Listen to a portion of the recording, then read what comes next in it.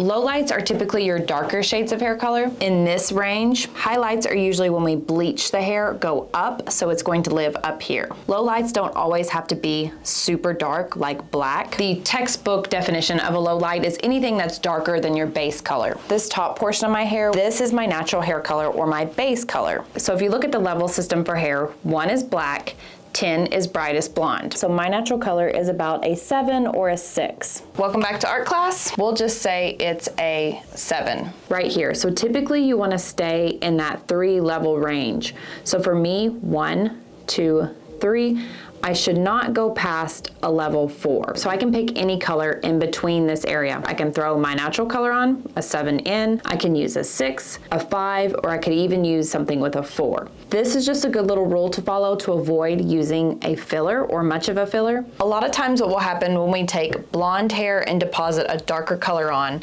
top, you're going to get green. And it's not green hair. It's hair that has a green tonality. Muddy, murky, when you look at it in the light, it has a forest green cast. It's not like alien green. An example of why that would happen, if you go from blonde up here, a level 10, which has a tonality of yellow, and let's say you skip all the way down to level 3.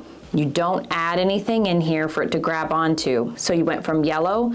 Darker colors are made out of blue. So you've got yellow, you've got the darker color, blue. In order for hair color to be balanced, it has to have a combination of the 3 primaries, which is yellow, red, and blue. You'll be missing the 3rd primary, red. In return, you get Merry Christmas, green. And that's confusing. That's a whole different video in itself. But what I'm trying to get at is most of the time you're gonna need to add a warm color in order to avoid the murky, muddy green hue. So warm colors are gonna be your reds, golds, oranges. So as long as you don't jump too far out of home base. So again, I'm at a 7. I could put a 6 on it, no problem. No green should show up. I could even do a 5 and no green should show up. You just wanna make sure you're staying in that range. So if you're a 10, an 8, for a low light would be a good choice.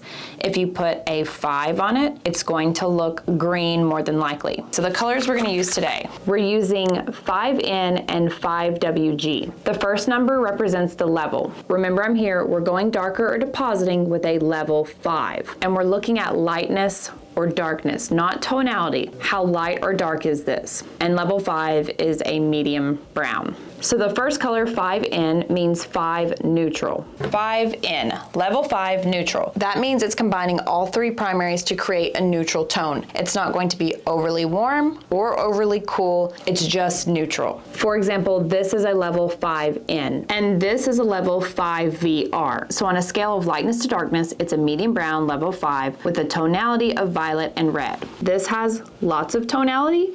This is a more flat tonality. I'm also going to add in 5WG to the formula just in case it tries to turn green on me. Level 5, again, medium brown, W for warm, G for gold. So when you look at the color wheel here, it's on the warm side. It's using golds, reds for warm, and oranges. It's going to be a very warm color. And these colors you can grab at Sally's. This is Wella Color Charm, and they are demi-permanent hair colors. For me, I like to use demi-permanent because it's a very low developer volume of developer, level of hydrogen peroxide, so it's less damaging on the hair, and it slowly fades out, where permanent color grows out. So if I color my hair, as it grows, I'm gonna have a line of permanent color. Demi-permanent color will look kind of similar to what's going on here. It will just fade out. I do have some gray hairs. I don't really worry about covering men up right now anyway, but if you do have gray hair, you may want to use a permanent color with 20 volume developer because gray hair can be a little bit resistant. So sometimes demi-permanent, it will just kind of slide off. It's more for gray blending and not for gray coverage. To mix these up, it's a 1:2 ratio. So if you use a gram of color, you'll use 2 grams of developer. And for this demi-permanent line, it's 10 volume developer. I think I'll just do equal parts of these. So if you used a gram of this, I'll use a gram of this. That'll be 2 grams. 2 times 2 is 4 grams of developer. So if you're using something at home to measure, if you use a tablespoon of this, a tablespoon of this, 2 tablespoons of color to 4 tablespoons of developer.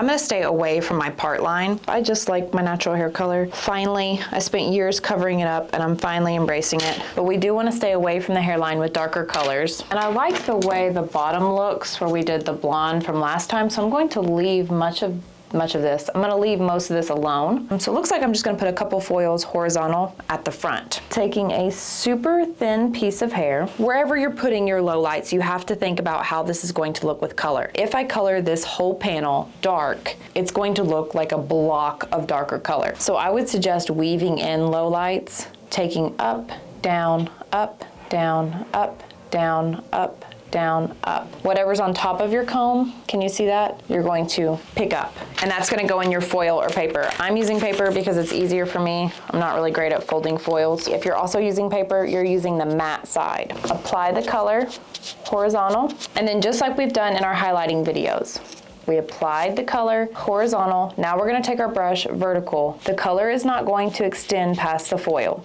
or paper. Actual color is not gonna puff up and swell as much as actual lightener does or bleach, but because your scalp is radiating heat, it still is going to swell or expand. So you wanna stay a little bit under that line. And some of mine, I'm actually going to stagger a little bit lower because I want them to look more grown out than all the way at my root, just to keep it more natural. Like here, I don't want to go up very far, so almost look like a balayage. And this color, I will say, does smell terrible. It's probably one of the worst ones. It's very fishy. So here's low light number 1. And you don't have to put these in foil or paper. You can hand paint them on just like you would do with lightener. You just want to be careful. If you're hand painting it on and you paint, let's say this piece, put it in foil or paper or put conditioner on the rest of your hair so it doesn't touch and bleed. But I have lots of videos on patterns if you're looking for an actual pattern to follow. I'm just kind of throwing these in today. And for the back, I very rarely actually color the back of my hair. Let me show you what it looks like. But anytime I do color the back, I just over direct it forward so I can see it. That's just the easiest way. So I'm gonna put one more up here. And even though this isn't a whole lot of color, well, actually I can do 3 foils. There's not a whole lot of color being placed. It really will help break up some of this and make my hair look a lot fuller. Now, if you wanted to, you could tease this if you wanted them to look more natural. Same thing, applying the hair color horizontal, flipping your hairbrush vertical, feathering it so it's a staggered look and it's not extending past the foil or paper, wherever you want to place it. You don't want to go past the foil because then you're going to have tiger stripes or cheetah marks. And you also want to make sure that your sections are thin enough where you should have no problem saturating the color on here, or you'll also have little marks. Flip the tail up. This is way off base, that's okay. Again, I don't want it to go directly on my scalp or part line. And I'll do this a pretty fine weave, which is just really tiny pieces of hair. It's the most natural effect. Well, that bottom looks a little too big. And this hair paper is actual hair paper, but it is literally the same as, or pretty similar to parchment paper. It has a matte side and it has a slick or shiny side. You're always going to paint on the matte side. It's going to give it more grip and help it stay. The shiny side, it's going to slide off. So if you wanted to use actual parchment paper, probably could use wax paper. The processing time for this is 20 minutes. Almost time to rinse this out, but I'm gonna go through and do my eyebrows using the same color, the level 5. I'm using a really small angled brush, but normally I would use a Q-tip or a disposable mascara wand.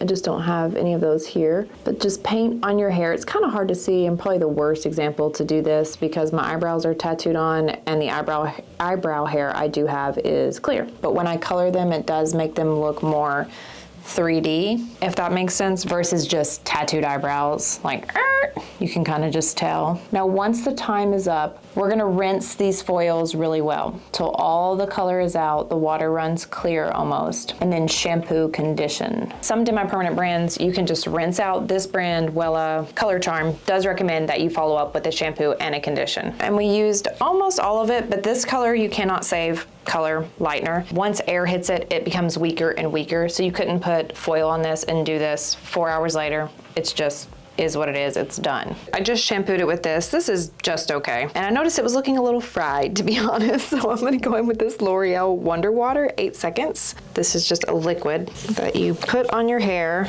and massage in for 8 seconds.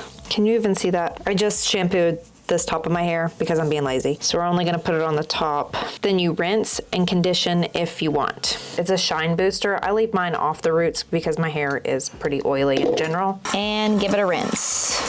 Let's take off the eyebrows. Can you see them? They look a lot better. They're not too dark. I left it on for about 10 minutes, and I forgot to mention this when we were coloring them. If you want to put a barrier cream, Vaseline, lotion, conditioner around your eyebrow, that way you won't get dye on your skin. That can help a lot. You're not gonna see much here because we didn't do the top layer. So you can see the line is blended a little bit better. There's still a line of demarcation. This is my natural virgin hair color blending into the artificial color, the blonde. So in order to break this up more low lights need to be added here. It's not a huge change, but it is a really soft color. The WG with the N is a really nice blend. And I actually like that Wella color. Other than the smell, the color is not bad. All right, so that's it. If you have any questions, comments, make sure to leave them below. If you need an actual pattern, all those will be in the hair color playlist, and I'll link that below, as well as my other channel. I'm there every Sunday at 1 p.m. Eastern time, and here on this channel every Friday at 1 p.m. Eastern time.